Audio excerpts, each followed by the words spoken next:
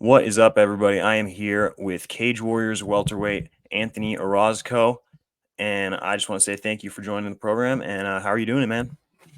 Yeah, good, dude. Just got done with training, got done with sparring. I got some shiners on me. Yeah, Beautiful. Some battle marks. I was going with our middleweight, so Oh, he was just swinging for the fences, and he just got his fight contract signed like yesterday. So he came into sparring all like nice, ready. jazzed So up. we did 25 minutes, 5 5-minute rounds. So I was like, Wow, that is no joke. So, your last time out back in December, you took on fellow Orozco Benny. But before we talk about your professional career, I actually had a couple questions about your amateur career prior to that. Um, First off, I hear from a couple of my sources that you were the most feared fighter in epic fighting history, and it was nearly impossible for you to get fights. Do you want to speak on that at all? I mean, I didn't. I feel like I had I only had 4 matches at Epic. Mhm. It was short lived. It was a short stint. I wrestled. I'm sorry. I competed there October 2021, and then Mhm. event after that for about 6 months. Wow. And so, I mean, I got an opponent each time. But once I showed face 4 times, the fifth time I couldn't get an opponent at all, even for the belt. So no one was willing to fight for me for the belt after all of my like performances had just Jeez. to scare everyone. So yeah, I had a short stint at Epic just because there was no fights after 4, Mhm. That's fair.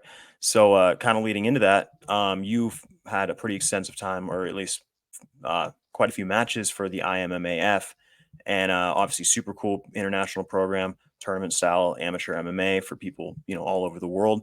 How was that experience, and how do you think that helped prepare you for your professional career? Fighting people from all over and traveling for the those experiences. Yeah, I haven't traveled for a fight since. I fought 4 times Wow. at Epic. That's in San Diego. Hmm. Those were fights, and then my only other amateur fights were traveling with IMMAF, right? So that gave me a crazy experience that I wouldn't even had yet with my pro career. So that aspect is amazing. And then another amazing part about it is you get to train for the best. You just train for the best guys everywhere because you're gonna fight multiple guys. Like Hmm. for my most recent opponent in December, I was fighting a specific game plan. But when you go to IMMAF, you just have to be your best version of yourself in every Yeah. position. So it really gets you. You really get skilled. It Hmm. kind of feels the same as when you're in a fight camp, but you don't have a fight yet. Like you are just trying to focus on everything and getting better everywhere. Right. That's where I'm currently at right now. I don't have a fight booked for February 23rd, but we want to fight. So I'm Hmm. just like in that motion. But I've already learned from IMMAF like how to do it, how to skill build, right? Yeah. That's this aspect. And then I think the third aspect is experience wise. I mean, you're fighting 3 to 5 different guys with all different styles. Hmm. And I went to IMMAF Worlds. My first match, I fought a striker. So I learned, so I got to work on I fought a striker. I ended up taking him down, and I got to work on the arm triangle that I had programmed all fight camp. And I Hmm. got right. The second guy, the next day, I actually get to try my strikes that I've been working on. So it's just crazy experience that you can get there. Yeah. So things are just wild with IMMAF. It was a Mhm. blessing to be part of that team for sure. Yeah. Well, there's not many people, especially it seems in the United States, who get that opportunity. How were you introduced to the IMMAF, and like how'd that opportunity get presented to you, I should say? Yeah, so I was fighting at Epic, and I was Hmm. like the hot shot out there. So Yeah. the CSAC, basically the guy who gets licensed to fight, like Hmm. the head honcho CSAC, right? Yeah. Said I got an opportunity for you. I want you to represent us at the USA. So Yeah. represent the IMMAF games. So I was That's just blessed incredible. in my corner. And then my coach had some capacity, so he decided to coach the team too. So it was like just fell right into place. Yeah. Nice, easy transition.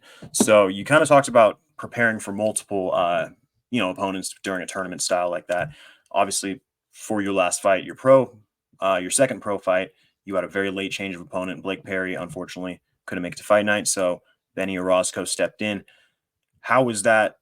It sounds like you have some experience, but how was that kind of last second change, adjustments, figuring out what to do for the new opponent? Yeah, it was a big change because Blake is on the high end of the spectrum height wise, and I Yeah. was on the end. I had been training with a teammate who's really tall, Adam Darby. He's here at MMA Fight Academy, and you know what? He's got a great style, and he sits on his jab and he hides behind his jab, and it's really hard to deal with. So I was building a whole different arsenal trying to fight him. You know, I was like, I let a lot of tools go too. Like when you're fighting a guy like that, your knees aren't going to work. You can't flying knee him. His head's so high. You clinch and you can't knee his belly because his hips are. You're going to knee his hips. Like I lost a lot of tools. Not lost, but like you know that revolution. Like you use the tool here, and then next fight camp you let it go and back to it. Right. So I lost. No, I lost again. I said that. But I had you cycle through your skills. You know. Cycle through and let some skills, let some steam off, right? Yeah. But then with Benny, the game plan was just to strike him because I saw that he wasn't very comfortable on the feet, so it wasn't a huge switch up. Yeah.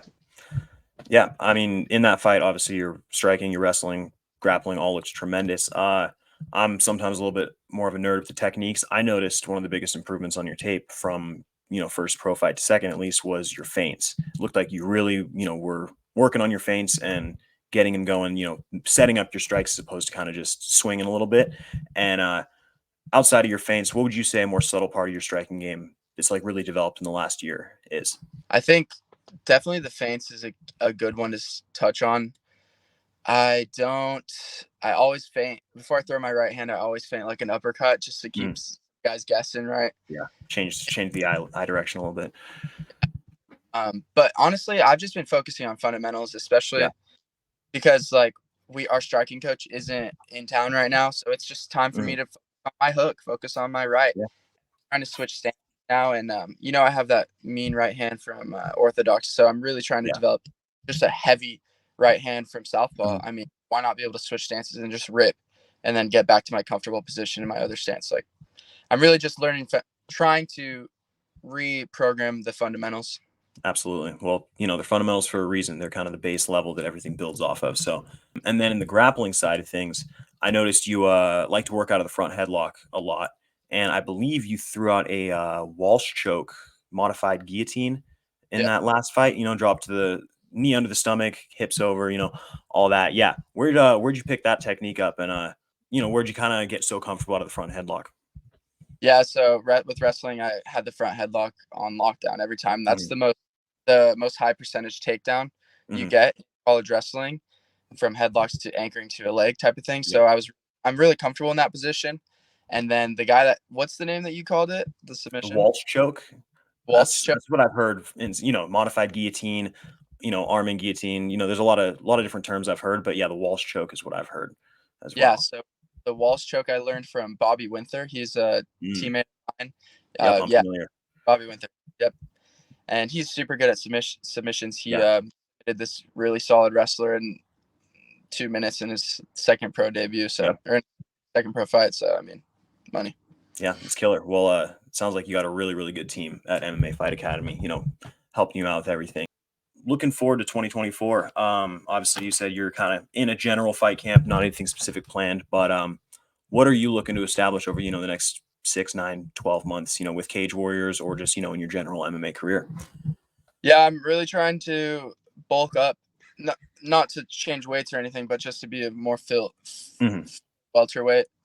I mean, the last guy I fought, he was small. Yeah. He was small, but I didn't. Honestly, sizing up to Adam Darby, I'm always thinking like, damn, this guy makes my weight. Like, I need to be a lot stronger and be able to maneuver his like long ass if I need to, right? Yeah. And that's just for the next like year, because eventually maybe a drop in weight type of thing, but that's just when we get to real high levels. But for now, I'm even with wrestling, I won my 2 national titles going up a weight, 184 pounds. So I understand that like calories really help you throughout the fight camp. Like I'd rather have a lot of calories and then cut towards the last 2 weeks than have a fight camp of me being nauseous and lethargic. Yeah, and struggling to get through training sessions. I've been there. Yeah. So I guess the goal is fucking 3 fights, 4 Mm-hmm. fights, prove that I'm the man, and then hopefully my manager gets the call and he's like, yeah, Anthony's ready. He's getting burlier, he's getting thicker, Mm-hmm. he's ready for the big show. Because Yeah.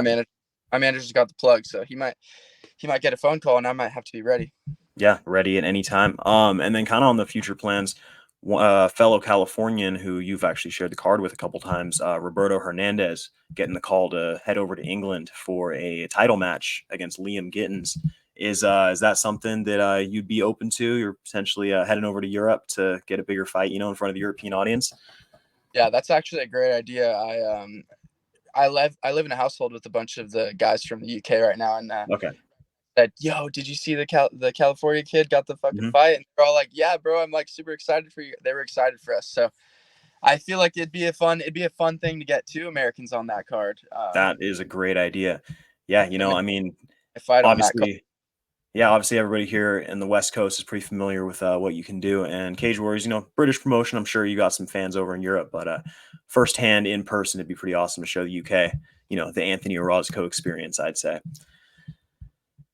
Dude, you would love this new song that I got cooking for my walkout song. Yeah. All right.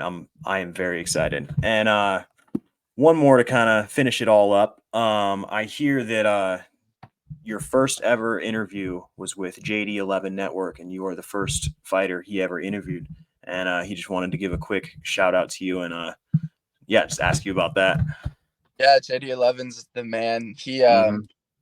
He put me behind the camera first. He asked me to like stir up the pot first. Like he's just an awesome dude. He consistently like tweets from his alias account, Anthony Roscoe, #1 prospect. Prospect. I'm not gonna lie, me and him have nerded out over a couple of your fights in the past over our chat. So yeah, there's some definite fanship there. But anyways, thank you so much for joining me for just a quick little chat, and really excited to see what you have cooking up in 2024. And yeah, anything else you want to say before we head out? Any shout outs, anything big? No, I'm just ready to fight February 23rd. If Yeah, you guys can all make it, let's go. It's gonna be a fun one. Like fingers I said, crossed. walkout song, so I'm really recharged. I'm ready to go. Perfect. Well, thanks so much, man, and have a good one. Appreciate it.